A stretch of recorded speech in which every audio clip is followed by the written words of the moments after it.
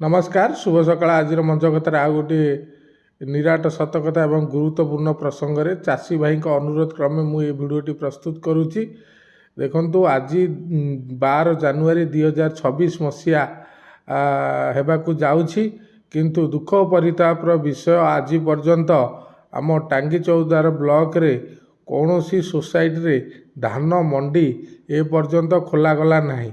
आपण जानी आश्चर्य हेबे जे एबे भी किछि चाषी भाई पाखकू माने पंजीकरण करथिबा चाषी भाई मानक पाखकू मैसेज मध्य जाई नाही। सेमाने मध्य चिंतार अछंती जे केउ दिन धान मंडी रे धान देवे।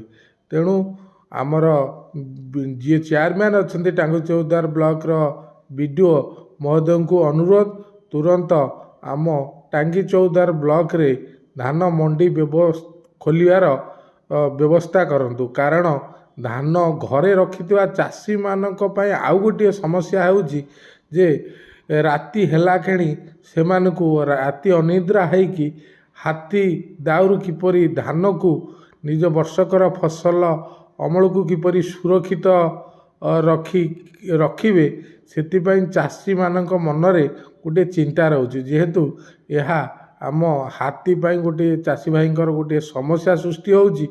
तेणु पुनर्बार डबल इंजिन सरकार एवं आम टांगी चौदार वीडियो महाशय को अनुरोध जे आम टांगी चौदार ब्लॉक थिबा सोसाइटी गुड़िक तुरंत धान मंडी खोलिया को निर्देश देवाको अनुरोध। धन्यवाद, नमस्कार।